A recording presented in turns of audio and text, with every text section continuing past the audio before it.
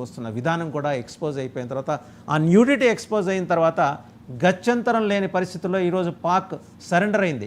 మోదీ గారి కాళ్ళు పట్టుకుంటామనే సంకేతం director general military operations Pakistan నుంచి ఆ సంకేతం పంపించారు, ఆ సందేశం పంపించారు. అయ్యా తప్పైపోయింది, director general military administration Bharat వారికి మేము విన్నవిస్తున్నాం, మేము సరెండర్ అవుతున్నాం, కాకపోతే మా పరువు పోతుంది, ఆ సరెండర్ అనే మాట కాకుండా దానికి షుగర్ కోట్ వేసి సీజ్ ఫైర్ అని చెప్పండి అని చెప్పేసి ఆయన మెసేజ్ పంపించారు. భారతదేశం హృదయవశాల్యం ఎక్కువ.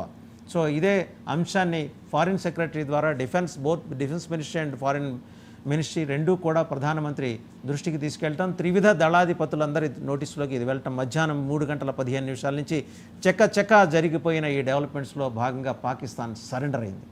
సరెండర్ అనే మాటకి షుగర్ కోట్ వేసి మేము సీజ్ ఫైర్ ప్రకటిస్తున్నాం, పరస్పరం ఒప్పుకున్నట్టుగా ప్రకటనలు చేద్దాం ఇద్దరం అని చెప్పేసి బతిమలాడుకోకపోతే ఈరోజు రాత్రి అసీం మునీర్కి పాక్ ఆర్మీ జనరల్ ఆయనకి తినటానికి తిండి లేదు. వాళ్ళ ప్రధాని నవాజ్ షరీఫ్కి 2 బ్రెడ్ ముక్కలు దొరికితే ఎక్కువ. వాళ్ళ పరిస్థితి ఎలా ఉంటే సామాన్య జనం పరిస్థితి ఏంటి? వాళ్ళకి అక్కర్లా. 25 కోట్ల మందిలో 98% బాధలు వేదనలు వాళ్ళకి అక్కర్లా.